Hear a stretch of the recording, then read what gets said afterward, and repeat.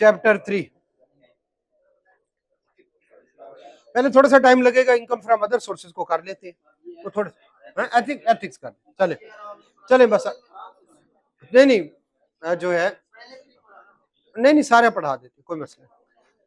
आप पढ़ के आएंगे, नहीं तो आप क्वेश्चन कर लीजिए। एथिक्स ये क्यों नहीं चल रहा? हाँ किधर लगा? अच्छा चलो 2 मिनट रोक ले। चैप्टर 3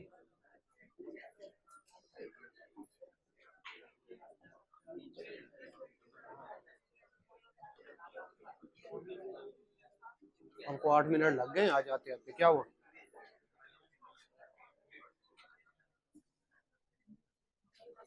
भी हो रहा है ना।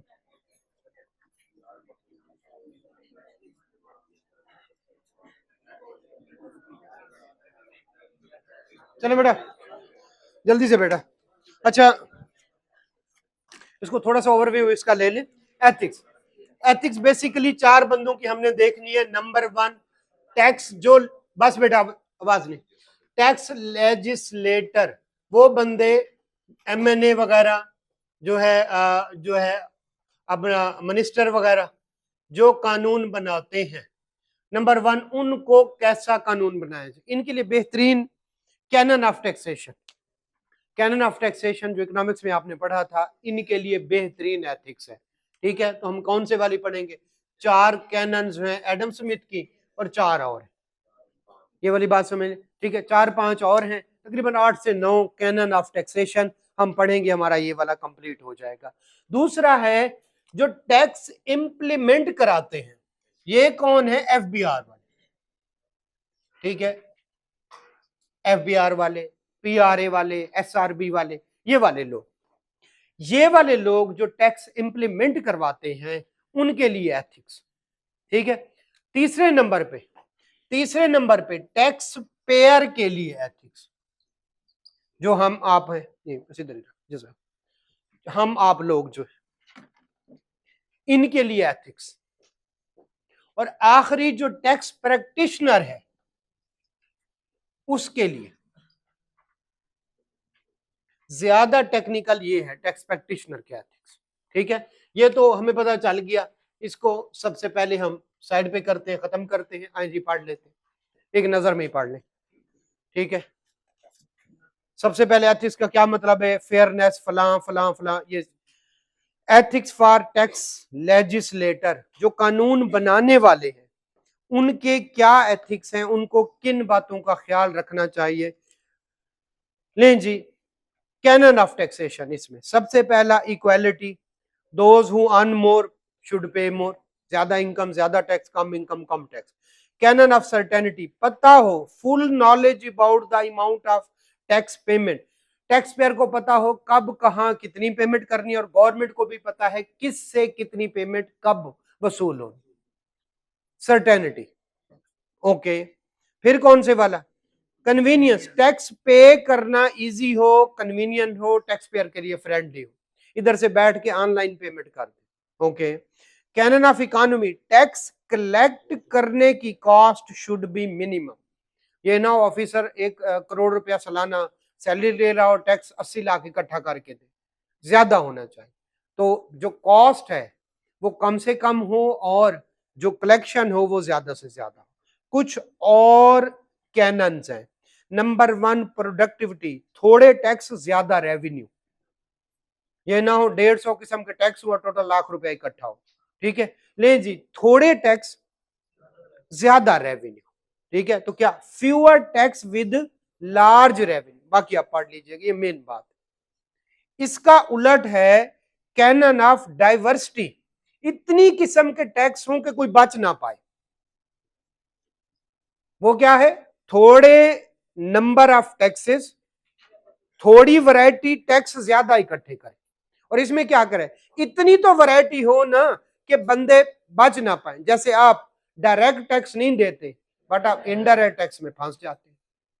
हर बंदा, फकीर बेचारा जो मांग के गुजारा करता है, वो भी सेल्स टैक्स पे करता है। ये है कौन से वाली? डाइवर्सिटी। ठीक है, डाइवर्सिटी से मतलब है इतनी ज्यादा वैरायटी ऑफ टैक्सेस हो, जो है कौन से वाला, डिफरेंट सोर्सेज वाले एक सिंगल सोर्स पे ना रहे, बल्कि डिफरेंट सोर्सेज ऑफ वो हो टैक्सेस हो, ताकि कोई बच ना सके। ये बात फिर नीचे चलते हैं। इलास्टिसिटी, जब ज्यादा टैक्स चाहिए हो तो गवर्नमेंट रेट को बढ़ा सके, जब कम चाहिए हो तो कम कर सके, इलास्टिक हो। इंक्रीज और decrease according to the demand या नीड। फिर है फ्लेक्सिबिलिटी, इस दोनों में फर्क समझिएगा। इलास्टिसिटी कम या ज्यादा हो सके, फ्लेक्सिबिलिटी न्यू कंडीशन के मुताबिक अपने आप को ढाल सके।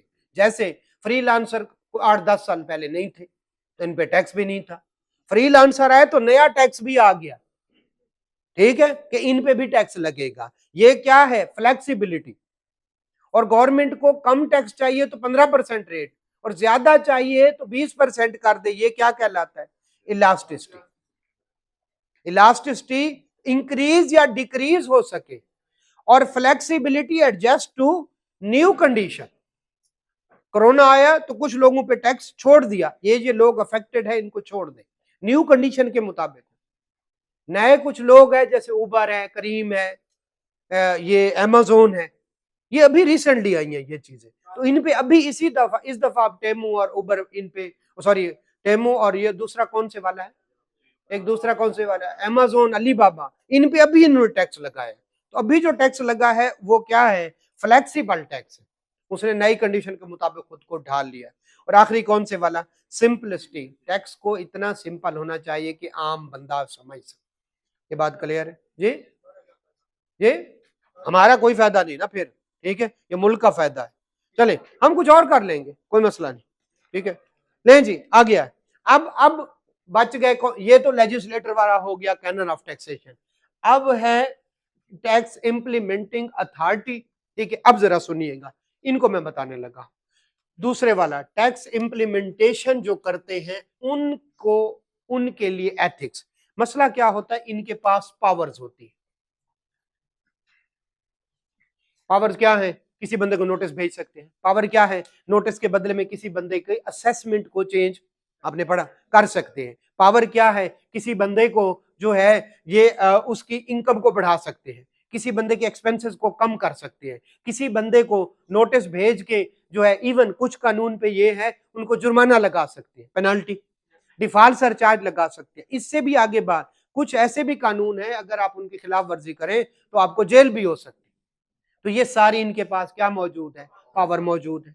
ये आपकी प्रेमिसेस पे आ सकती है, था ना वो सेल्स टैक्स में, ये आपका स्टॉक काउंट कर सकते हैं, क्लियर हो गया। ये आपके इनपुट को चेक कर सकते हैं, ये आपको रजिस्टर कर सकते हैं, डी रजिस्टर कर सकते हैं, ये आपको जो है ब्लैक लिस्ट कर सकते हैं, सस्पेंड कर सकते हैं। ये इनके पास पावर है। जब इनको ये पावर यूज करते हैं, ठीक है, तो जो टैक्स पेयर है या रजिस्टर्ड पर्सन है उसको नुकसान होता है। नंबर 1 उसको फाइनेंशियल नुकसान होता है, उसको पेनल्टी वगैरह, और दूसरा उसको क्या हो सकती है, इम्प्रिजनमेंट भी हो सकती है, वो जेल भी जा सकती है, ठीक है।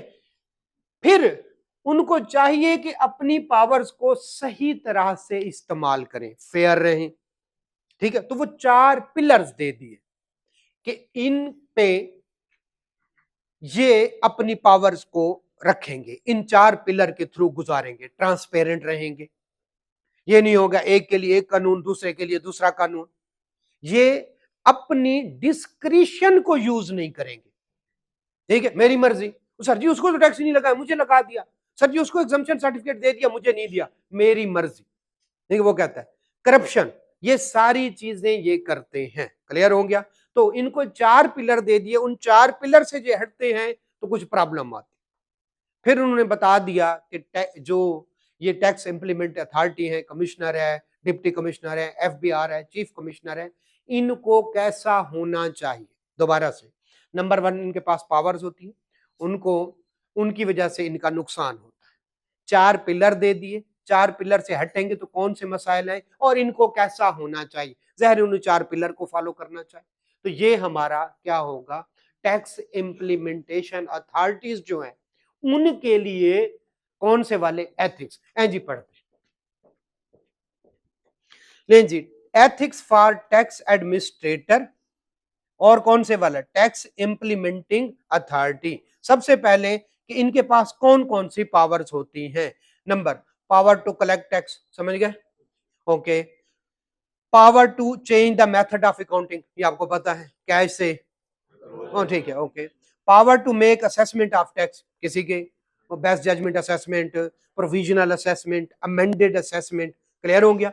लें जी, power to attach bank account, अगले बंदे के बैंक अकाउंट अटैच करने, वो पैसे नहीं निकलवा सकता, कौन निकाल के ले जाता है, एफबीआर, ये हमने कहीं पे पढ़ा था।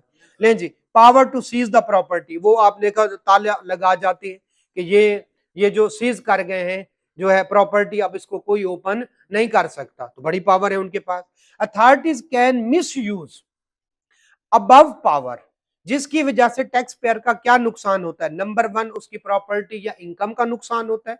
नंबर 2, उसको जेल भी जाया जा सकता है। तो जब वो पावर को मिस यूज करें, 2 मार्क्स के लिए पूछ सकता है, तो टैक्स पेयर पे क्या इंपैक्ट पड़ता है, उसकी प्रॉपर्टी का लॉस होता है, उसकी इनकम का लॉस होता है, और इम्प्रिजनमेंट भी उसको हो सकती है। क्लियर है बेटा, आगे चलते हैं। ले जी, फिर उन्होंने कहा कुछ पिलर्स बताए टैक्स एडमिनिस्ट्रेशन के लिए। नंबर 1, फेयर रहे, न्यूट्रल रहे, फेयर रहे, इम्पार्शियल होना चाहिए, ये पहला पिलर है। तो टैक्स अथॉरिटीज के लिए ये पिलर।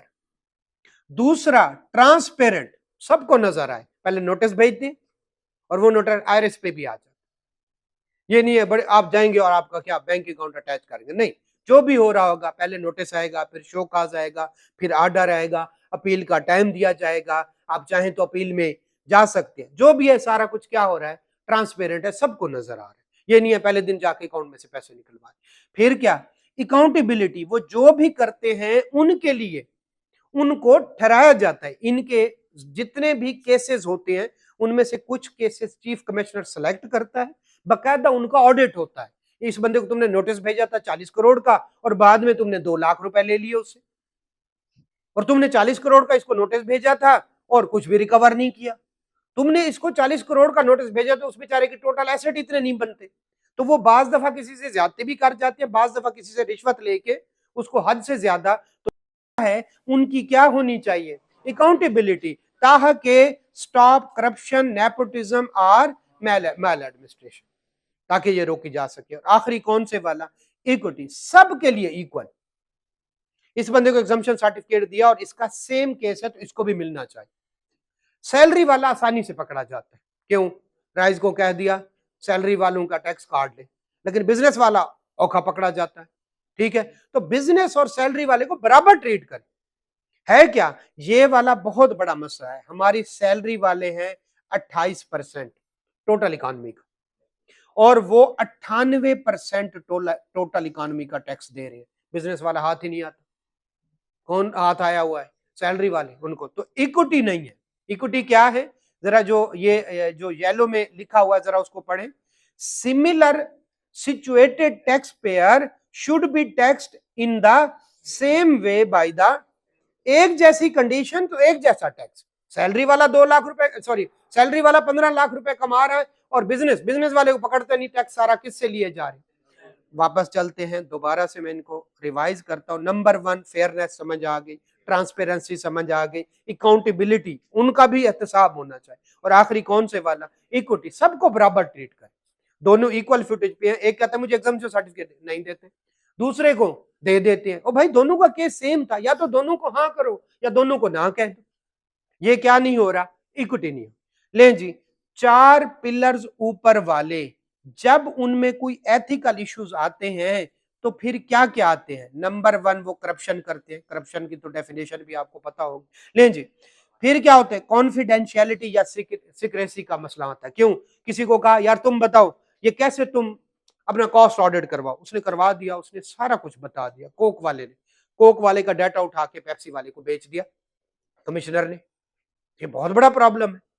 कोक वाला कहीं से लेता था मटेरियल और उसको 70 रुपए पर केजी पड़ता था, और पेप्सी वाले कहीं से लेते थे, उनको 150 रुपए पड़ता था। अब वो किस मुल्क से मिलता था सिर्फ कोक वालों को पता है। यही वाली बात उन्होंने किसको बता दी, पेप्सी वाले को बता दी, उससे पैसे ले लिए। अब वो भी 70 पे और 70, पहले पेप्सी वाले की कॉस्ट ज्यादा होती थी और कोक वाले की कम, तो ये बहुत बड़ा मसला होता है। कॉन्फ्लिक्ट ऑफ इंटरेस्ट, अपना फायदा सोचना, गवर्नमेंट का ना सोचना। कितना टैक्स है? 12 लाख, दो मुझे दे, दफा हो जा। ठीक है, तो ये क्या है? Conflict of interest. चले फिर inconsistency in application of law, किसी के लिए कुछ, किसी के लिए कुछ। भाई जो इसके लिए लॉ अप्लाई किया उसके लिए भी वही करो, नहीं उसको लूप होल में से बचा लिया, इस पे टैक्स लगा दिया, ये होता है। लैक ऑफ ऑटोनॉमी, ऑलमोस्ट वही वाली बात है, एक ही बात जो है, हर एक के लिए एक जैसा ना रहना। ठीक है, फिर कौन से वाला? पॉलिटिकल इन्फ्लुएंस, नोटिस इशू किया एक दूसरे बंदे को, एक को पकड़ वो यार उधर क्यों, उसको कुछ नहीं करना, क्यों? वो एमएनए है यार वो, ठीक है, इस इलाके में तुमने नहीं रहना, तो ये क्या है? Political influence. ठीक है, इधर तस्वीर लगी, क्या जो शहबाज शरीफ की लगाई। नहीं जी, एक्सेप्टेंस ऑफ द गिफ्ट, मुझे याद है मैं एक दफा गया, जो है मेरे साथ मेरा सीनियर मैनेजर था, तो पानी पियेंगे, पानी, बैठे, जो उसने हमें पानी दिया, शदीद गर्मी थी, वो गर्म सा पानी था, चुप करके पी लिया। अब कमिश्नर बैठा है, उसको क्या कहेंगे यार, कैसा पानी? कहता है नईम साहब पानी पिया ना? मैं जी पिया। तो देखिए डिस्पेंसर भी नहीं है मेरे ऑफिस में, समझ गए? तो क्या मांग रहा है वो? डिस्पेंसर मांग, तो काम आपका हो जाएगा। ठीक है, तो एक डिस्पेंसर पहुंचा। ठीक है, डिस्क्रिशन मांगने का भी तरीका होता है, डिस्क्रिशन। जी जी। चलिए, डिस्क्रिशन, मेरी मर्जी। डिस्क्रिशन क्या है? मेरी मर्जी। मैं जिसको, मुझे 4 नोटिस भेज दिए, मेरे साथ एक दूसरा है कंपनी वाला, सेम एक ही जगह पे बैठे, उसको एक नोटिस नहीं आया, वो कहता मेरी मर्जी। ठीक है, वो चलिए, ये प्रॉब्लम है कौन से वाले? 8। आगे चलते हैं, इनको अगर अवॉइड करना है, ठीक है, तो ओपन प्लान्स हो, लिखा हुआ होगा हम कैसे काम करते हैं। Open plans, open policy statement, अक्सर पॉलिसी स्टेटमेंट लिख हम इस तरह से करते हैं, पहले नोटिस आता है, फिर क्या आता है। ठीक है, ये मैं जो है पॉलिसी जरा छोटे, प्लान बड़े लेवल की बात होती है। खैर रटा लगा लें, ओपन रूल्स, जो कानून है सबके लिए बराबर है, कहते हैं ना। ओपन फाइंडिंग्स, जो भी उसको नोटिस भेजा और उसने रिप्लाई किया और उसमें से चीजें निकाली, वो सबको पता होनी चाहिए कि जनाब ये वाली चीजें हैं, और उसको भी पता हो मेरी क्या क्या गलती है। फाइंडिंग, ओपन रीजन, मैं तुम पे क्यों टैक्स लगाने लगा हूं, कोई रीजन है, ओपन होना चाहिए। ओपन कौन से वाला? प्रेसिडेंट, फलां जगह पे शम्मा मिल, घी मिल वालों को नोटिस भेजा, और साथ भेजा किसको? सुल्तान बनास्पति वाले। सुल्तान बनास्पति कहते हैं ये देखे भाई शम्मा का केस है, उनको भी इसी तरह से हमने किया, इसको कहते हैं प्रेसिडेंट। एक दफा जो काम हो गया हो उसी को दोबारा किसी को रेफरेंस देना, तो उसको क्या कहते हैं? प्रेसिडेंट। ओपन प्रेसिडेंट हो, और फिर कौन से वाले? Fair informal. जरा सुने, इनफॉर्मल प्रोसीजर, एक बंदा कहता है सर जी ये रिप्लाई देख ले लेकिन मेरी बात भी सुन ले। ठीक है, तो उसे कहते हैं, अब रिप्लाई उसने जमा करा दिया, वो तो जो लिखा हुआ है, मेरी बात सुन ले। ठीक है, मेरी बात सुने, हम कैसे किसी का टैक्स काट सकते हैं? हम सारी परचेजेस करते हैं शालवी से, वो सारे क्या है? Unregistered person. हम उनका टैक्स काटते हैं तो वो कहते हैं दफा हो जाओ, हमें भी फंसवाओगे। अब ये क्या, वो रिप्लाई में ये वाली बात नहीं लिखी उसने, क्या बता रहा है? इनफॉर्मल बता रहा है। क्या बता रहा है? इनफॉर्मल बता रहा है। तो अगर उस तरह का कोई उसका मसला है तो उसको भी फेयरली सुनना चाहिए। इनफॉर्मल में, इनफॉर्मल का पता चला, इनफॉर्मल वो वाला जो लिखा हुआ ना हो, वो अपनी जो मजबूरी है वो उसको सुना रहा है, अलहदा बैठ के बता रहा है, तो इसको कहते हैं इनफॉर्मल। ये भी फेयर होना चाहिए। लें जी, अब जब ये सारे काम होंगे तो ऊपर वाले जितने भी काम हैं ये जरा कम हो जाएंगे, करप्शन कम हो जाएगी, कॉन्फिडेंशियलिटी के इशू कम होंगे, कॉन्फ्लिक्ट ऑफ इंटरेस्ट कम होगा। आगे चलते हैं, लें जी, responsibilities of tax implementing authorities, क्या क्या रिस्पॉन्सिबिलिटीज हैं? वही जो 4 प्रिंसिपल कहते हैं वैसा होना चाहिए। नंबर 1, 4 प्रिंसिपल जल्दी से खोल ले। नंबर 1 फेयर होना चाहिए, न्यूट्रल होना चाहिए, इम्पार्शियल। नंबर ट्रांसपेरेंट होना चाहिए। नंबर 3 सॉरी, उनकी अकाउंटेबिलिटी होनी चाहिए, अपने आप को अकाउंटेबिलिटी समझे। ठीक है, नेपोटिज्म ना करे। ठीक है, जो है, और बाकी जो लिखे आगे, मैल प्रैक्टिस ना करें। और कौन से वाला? डिस्क्रिशन पे काम ना करें, वो ऊपर वाले सारी ओपन फाइंडिंग रखे। ये आप आराम से ऊपर वालों से जितने भी आपकी रिस्पॉन्सिबिलिटीज हैं आराम से ड्रा कर सकते हैं। आपको अब याद क्या करना पड़ेगा, पावर वो आसान है, उसकी वजह से टैक्स पेयर का क्या नुकसान होता है वो भी आसान है, 2-3 बातें। पिलर्स वो आपके लिए आसान, आपके लिए मसला है कौन से वाला, जो प्रॉब्लम क्या आती है और उनको कैसे सॉल्व किया जाए। ओपन फाइंडिंग, इनको रट्टा लगाएंगे, प्रॉब्लम आपको पता है करप्शन है, जो है डिस्क्रिशन है, ये जो मामले जो है इसकी कौन से वाली जो उसकी रिस्पॉन्सिबिलिटी है वो आराम से हो सकती है। वो सारे पिलर लिख लें, 4 वो बन गई, और नीचे जो प्रॉब्लम है करप्शन ना करे, नेपोटिज्म ना करे, आराम से आप बना सकते, इधर भी पढ़ेंगे उन्हीं में से कुछ लिखे हुए। क्लियर हो गया। अब हम चलते हैं नेक्स्ट कौन से वाला, टैक्स पेयर। टैक्स पेयर किसके एथिक्स, टैक्स पेयर के। आ जाए जी, ये थोड़ा सा टेक्निकल है, लिहाजा पहले 2 हो गए बेटा। हम कौन से वाला पढ़ने लगे हैं, टैक्स पेयर के तीसरे नंबर वाला पढ़ते हैं, टैक्स पेयर के लिए एथिक्स। अच्छा, टैक्स पेयर की जब एथिक्स की बात करते हैं तो सबसे पहले वो कहता है टैक्स पेयर 2-3 तरह के होते हैं। एक जो यूटिलिटेरियंस पे यकीन करते हैं, दूसरा जो डियोंटोलॉजी बेसिस पे यकीन करते हो, तीसरा कौन से फर्क। इनको अगर आपने कहना है ना तो इन्हें कहें कि भाई जो यूटिलिटेरियन है उन अप्रोच पे 3 तरह के। नंबर 1 कौन से वाला, यूटिलिटेरियन, और दूसरा डियोंट। पहले वाला जो है उसे कहें भाई आप टैक्स देंगे तो लोग खुश होंगे, लोग खुश होंगे। क्या आप चाहते हैं लोग खुश हों? जी, आप टैक्स देंगे, हम किसी गरीब का इलाज करवाएंगे, उसको खुशी मिलेगी। आप टैक्स देंगे, हम किसी गरीब के बच्चे को पढ़ाएंगे। आप टैक्स देंगे, फलां जगह पे हादसात हो रहे हैं, वो सड़कें बनेगी, तो लोगों में क्या आएगी, खुशी। ये वाली बात उसको कहेंगे ना तो वो खुशी खुशी टैक्स दे देगा। जी, मैं यूटिलिटेरियन नहीं हूं आप गलत बंदे को, डियोंटोलॉजिस्ट, ठीक है। इन बंदे को कहें भाईजान क्या क्या गवर्नमेंट को आपको कुछ फैसिलिटीज दे रही है, जी दे रही है, तो आपकी कोई ड्यूटी नहीं बनती, गवर्नमेंट बकवास करके नहीं। नहीं, क्या आप सड़क इस्तेमाल करते हैं, मेरा तू जिधर से आता है वहां पे तो ठीक है, लेकिन क्या आप गवर्नमेंट की स्ट्रीट लाइट यूज करते हैं, क्या आप गवर्नमेंट की इमरजेंसी गिर जाए तो रिश्तेदारों से पहले 11 22 वाले आते हैं किधर रहते हो, ठीक है किधर। जितने आप गिरे हुए मैं उतनी की बात नहीं कर रहा, मैं कह रहा हूं कि कभी बाइक से, अच्छा हाँ वहां कौन पहुंचे तो मैं उतना गिरने की नहीं, नॉर्मल गिरना, ठीक है। नहीं, आपकी गहराई और गिरने वाले वो 11 फरिश्ते ही पहुंच सकते। खैर, जितने आप गिरे उससे जरा कम गिरे तो 11 तक पहुंचते हैं, जी पहुंचते हैं। तो आपकी ड्यूटी नहीं है, ये खुशी से खुशी खुशी टैक्स देगा। जब इसको कहेंगे भाई तेरी ड्यूटी है टैक्स देना, तो वो टैक्स देगा।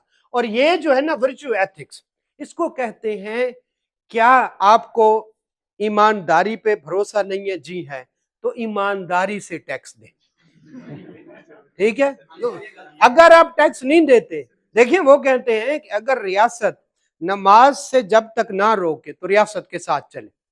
अब रियासत कह रही है टैक्स दे, रियासत अली नहीं कह रहा, रियासत मतलब स्टेट मतलब गवर्नमेंट, ठीक है, वो कह रही है कि टैक्स दे, तो ईमानदारी से अपना टैक्स दें।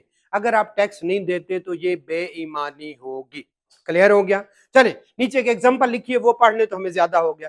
ले जी आ जाए जरा, कहता है providing law order health care education service to public, ठीक है, पब्लिक को देनी है। जो यूटिलिटेरियन होगा विल अप्रूव टैक्स, वो टैक्स देगा, because more goods and services will be available resulting in happiness को अंडरलाइन कहेगा भाई लोगों का इलाज होगा, खुश होंगे, कहेगा बोगेम्बो खुश हुआ तो वो टैक्स दे। अब डियोंटोलॉजिस्ट, ये खाली जगह छोड़िए इसके, उसे कहें भाईजान क्या आपकी ड्यूटी नहीं, अल्लाह ने आपको इतना दिया है आगे से किसी को नहीं दे रहे, नहीं जी, तो क्या आपकी ड्यूटी नहीं है कि आप हेल्थ केयर में, एजुकेशन में, लॉ एंड ऑर्डर में अपना हिस्सा डालें, तो वो टैक्स को क्या करेगा, अप्रूव करेगा। अब ये कौन है, will approve tax because it will be enable people to lead their life utilities to their full end। ये आगे लिखे कौन से वाला जो मैंने आपको बात की, कौन से वाला जो है, नहीं ड्यूटी भी नहीं, कौन से वाली, ऑनेस्टी, ऑनेस्टी की बात, ऑनेस्टी की बात, ऑनेस्टी। अगली बात सुने हाँ नहीं मैं कोई ऑनेस्ट नहीं हूँ, कुछ भी नहीं, मेरी कोई अप्रोच नहीं। वापस आ अच्छा, इनकी एक और अप्रोच, ठीक है, पहले वाला दोबारा से, जाहिल मुझे भी बुला।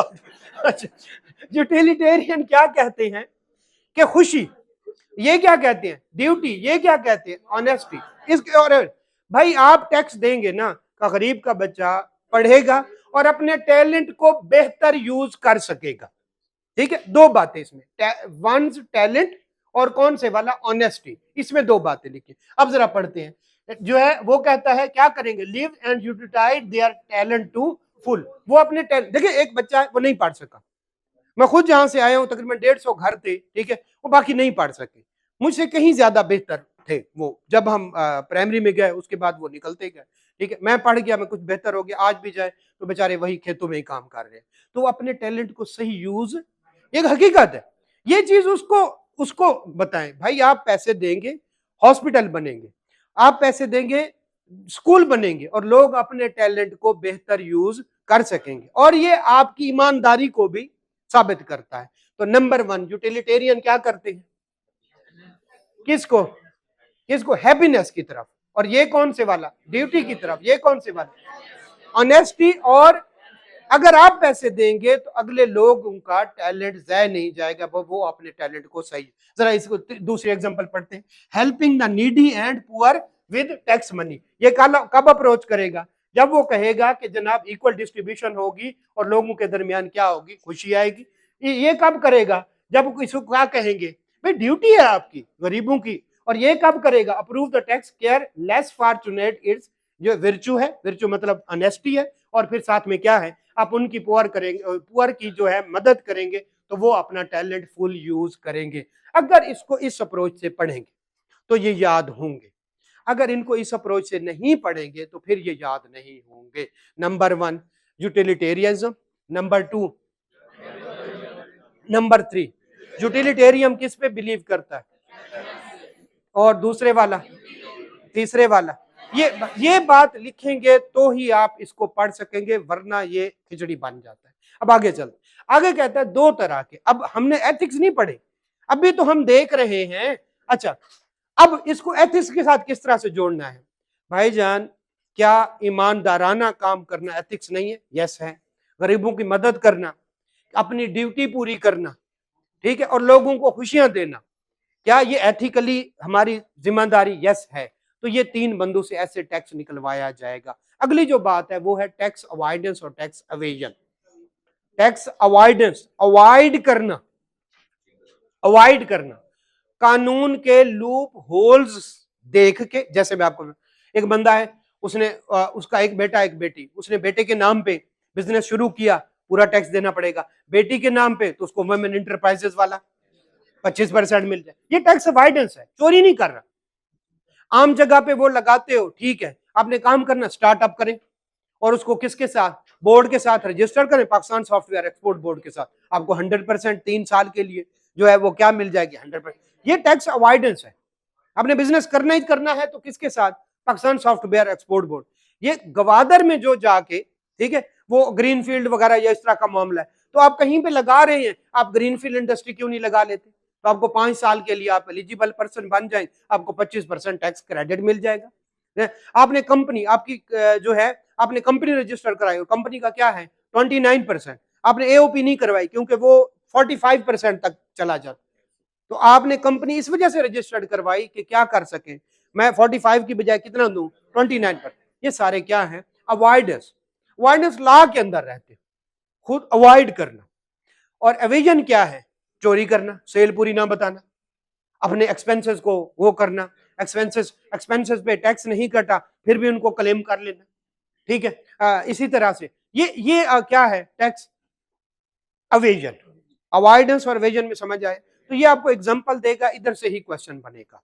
डियोंटोलॉजी ये वो, इनमें शायद बने ज्यादा क्वेश्चन अवॉइडेंस और एवेजन का बन सकता है, और वो आपको एग्जांपल देगा, ये अवॉइडेंस है, ये एवेजन। अगर कानून इजाजत दे, चाहे जिस तरह से मर्जी। एक बंदे की यहाँ पे फैक्ट्री है, क्या देहजम इंडस्ट्रियल स्टेट में अगर फैक्ट्री लगाएं तो आपको जो है वो आपका टैक्स 25% माफ, उधर इधर से फैक्ट्री खत्म की और वहां पे जाके लगा दी, ये टैक्स क्या है? अवॉइडेंस है, अवॉइडेंस है। ठीक है, हम अगर नॉर्मल उसके थ्रू चले तो ठीक है, हमें 16% भी आ रहे लगता है। ठीक है, लेकिन अगर हम अपने आप को एक दो जगह पे है वहां पे रजिस्टर्ड करवा ले तो हमें 5% लगता है। हमने रजिस्टर्ड करवा लिया खुद को, तो ये क्या है? हम अवॉइड कर रहे हैं टैक्स को, क्या कर रहे हैं? अवॉइड कर रहे हैं। ये क्लियर हो गया? ये मुख्तलिफ सिचुएशन से यहाँ भी कोई 8-10 लिखी हुई है, उनको पढ़ेंगे और ये बन जाएगी टैक्स अवॉइडेंस। इसके बाद जो आता है टैक्स अवॉइडेंस एवेजन, ये कुछ डिफरेंस है, ये आप पढ़ लेंगे और फिर सिचुएशन कुछ दी गई है। ठीक है, अब आते हैं जो मेन हमारा आज का टॉपिक है और वो है ethics for tax practitioner. Tax practitioner दो तरह के, एक चार्टर्ड अकाउंटेंट है, एक वकील है। एक चार्टर्ड अकाउंटेंट, एक वकील। ठीक है, तो ये दोनों को कवर कर रहा है। पहले तो सिंपल जो है, अच्छा मसाइल क्या आते हैं? वही वाला मसला, हमारे पास डाटा आया कोक का, हम पेप्सी को बेच सकते हैं। ठीक है, हमें वो कहे टैक्स कम कर और उसका बनता नहीं है, लेकिन हमें फीस नजर आ रही है, हम मुख्तलिफ तरीकों से करके सही लॉ अप्लाई नहीं करते, हम उसका क्या कर लेते हैं? टैक्स कम कर रहे हैं। हमें पता ही नहीं है सेल्स टैक्स का, फिर भी उसकी सेल्स टैक्स की रिटर्न फाइल किए जाते। हम ना चार्टर्ड अकाउंटेंट है, ना हम वकील हैं, फिर भी अगले बंदे की रिटर्न फाइल कर रहे हैं और उसको काम कर रहे हैं। तो ये इसको कहते हैं प्रोफेशनल कॉम्पिटेंस और ड्यू केयर नहीं है। हम professional competence and due care. ठीक है, प्रोफेशनल कॉम्पिटेंस क्या है? हम चार्टर्ड अकाउंटेंट नहीं है। ड्यू केयर क्या? चार्टर्ड अकाउंटेंट ध्यान से काम नहीं कर, जैसे एक जो है सर्जरी कर सकता है कौन? एफसीपीएस डॉक्टर, वो एफसीपीएस तो है, सर्जरी भी कर रहा है, मैच भी देख रहा है, ड्यू केयर नहीं कर रहा, ड्यू केयर नहीं कर रहा, समझिए ना? तो प्रोफेशनल बंदा गया।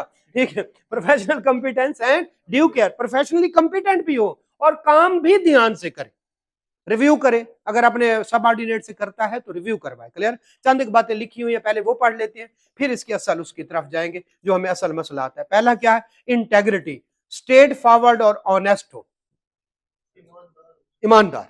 ठीक है, टैक्स पेयर को ईमानदार होना चाहिए। ऑब्जेक्टिविटी, बायस ना हो, कॉन्फ्लिक्ट ऑफ इंटरेस्ट ना हो। ठीक है, होता क्या है बाज दफा ये ज्यादातर बात जो है जो ज्यादा पढ़े लिखे नहीं लेकिन वकील हैं इस तरह से वो नहीं, उनमें पाई जाती। उनका एक टैक्स वाला बंदा है, ठीक है, जो है उनका कोई क्लाइंट है, उनको नोटिस आया, ठीक है, नोटिस आया तो फिर उधर चले जाते हैं। कमिश्नर कहता है तुझे, अब उसका टैक्स नहीं बनता, जरा सुनिएगा, नहीं बनता। कमिश्नर कहता है यार असल में ना 30 जून आया खड़ा है और हमने अपने टारगेट पूरे करने हैं। ठीक है, तो यार बनता तो इसका 20 लाख है यार, ऐसा कर 40 लाख इससे पे करवा दे, उसको डरा धमका। अब ये सही काम नहीं कर रहा। बाज दफा ऐसा होता है, बाज दफा क्या होता है जो है वो उसे कहते हैं कमिश्नर भाईजान टैक्स तो मांग ही रहा है, साथ में कमिश्नर को भी पैसे देने पड़ेंगे।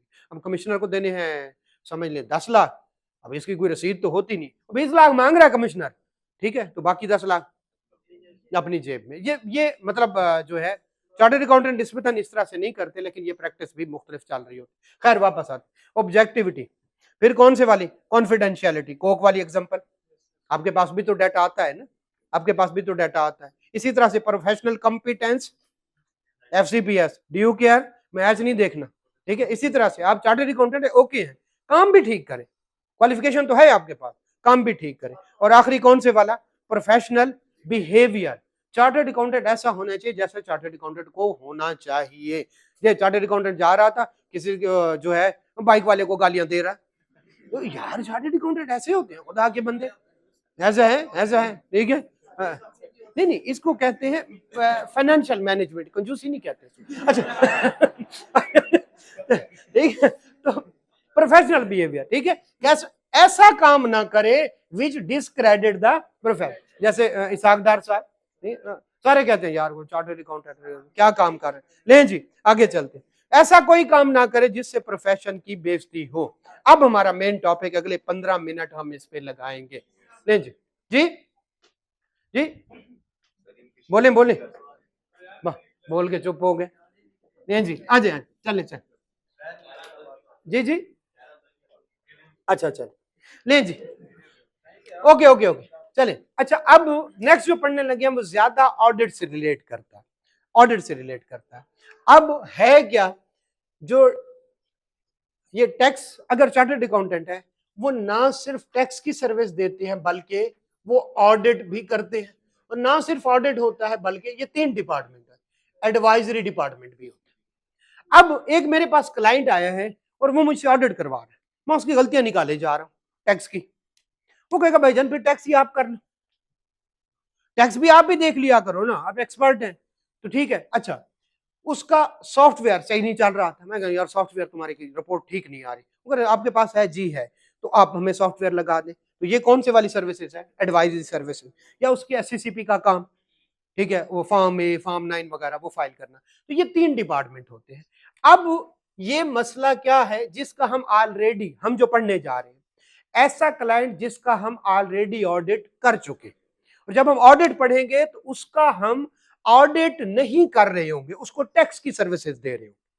तो जब ऑडिट में जाएंगे हम उसको टैक्स की सर्विसेज दे रहे हैं, क्या हम उसको ऑडिट कर सकते हैं या नहीं? अभी हम क्या है, हम उसका ऑडिट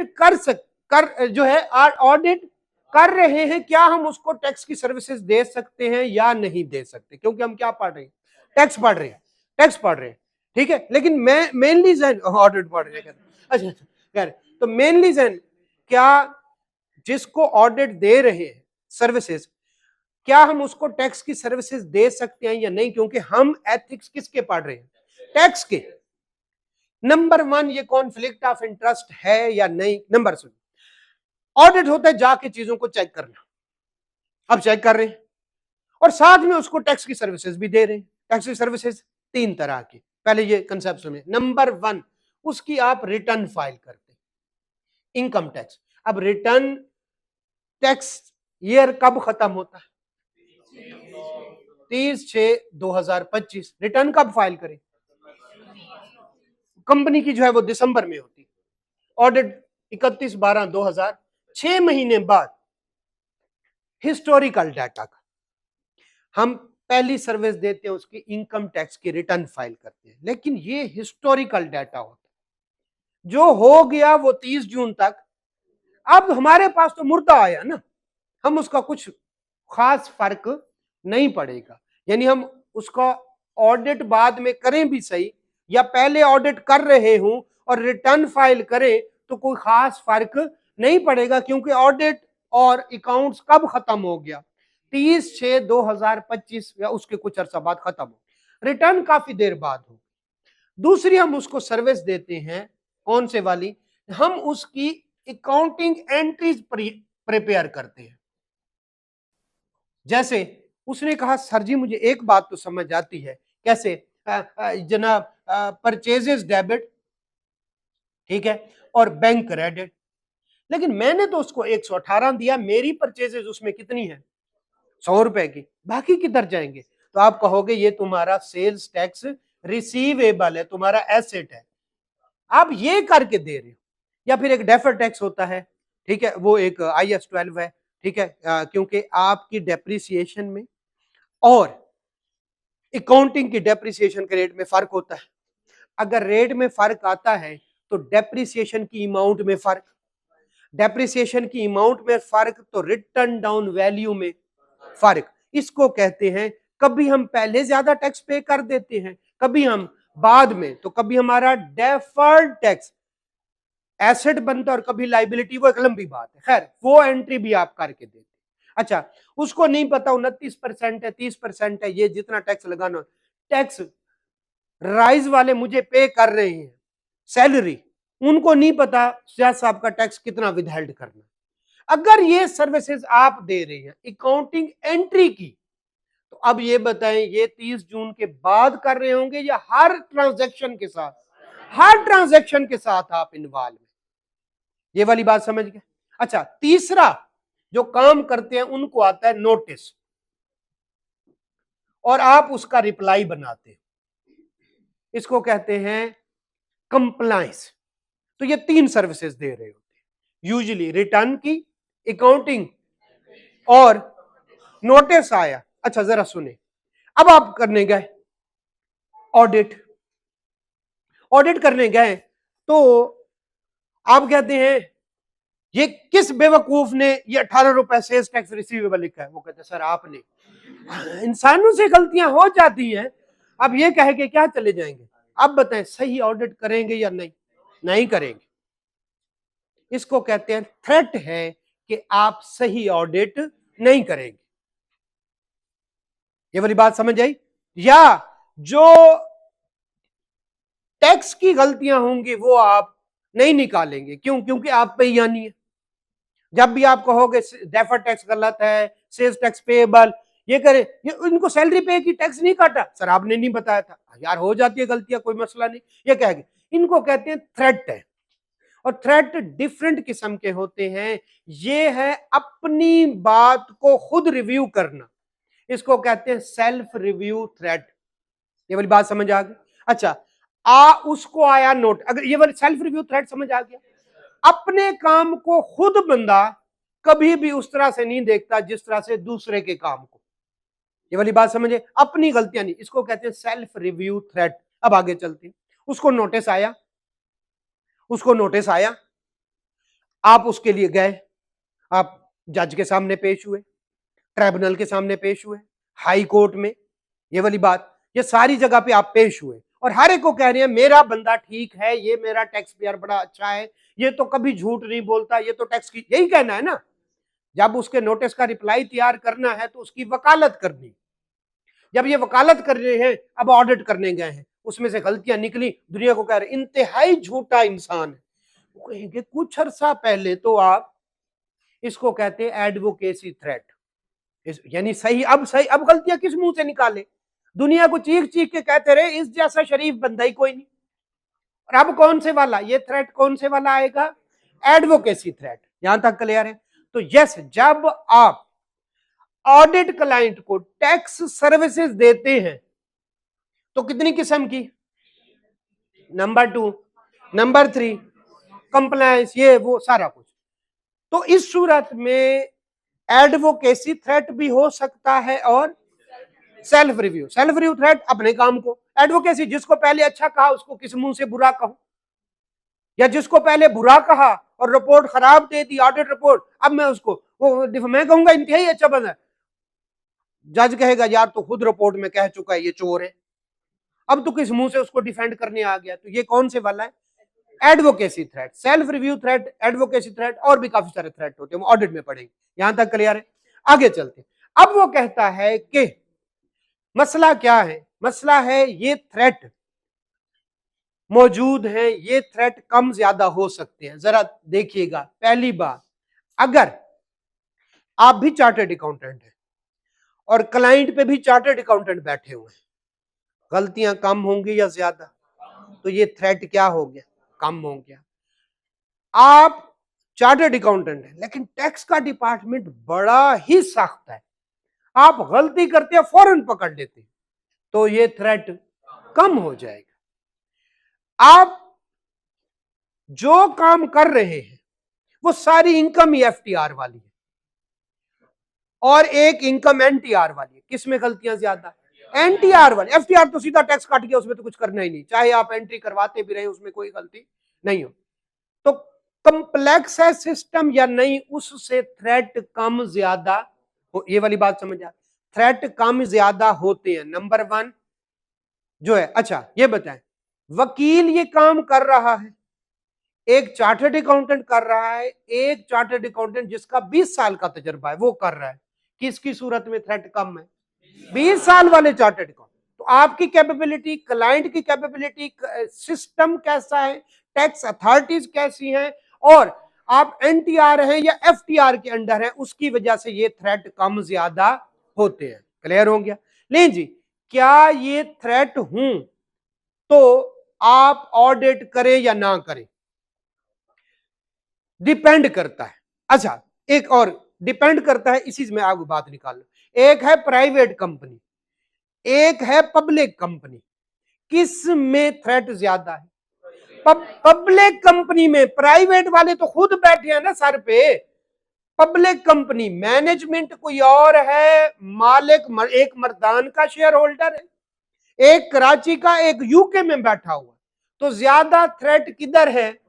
पब्लिक, और वो भी लिस्टेड कंपनी, और प्राइवेट कंपनी में कम है। ये वाली बात समझ आ गई? प्राइवेट कंपनी में कम, लिस्टेड कंपनी में ज्यादा। और बाकी 4 उनकी वजह से थ्रेट नहीं जी। अब अच्छा जरा देखो, थ्रेट है अपने काम को, जरा सुनिएगा, अपने काम को मैं सही रिव्यू नहीं कर सकता। अब ये बताएं, अगर सुनिएगा, टैक्स की एंट्रीज करने वाले कोई और हूं, ऑडिट करने वाले कोई और हूं, थ्रेट कम हो जाएगा। अब वो कहेगा मैंने नहीं की, मुझे ना सुनाया करो, ये हमारा अलग डिपार्टमेंट है, उनको जाके कहो।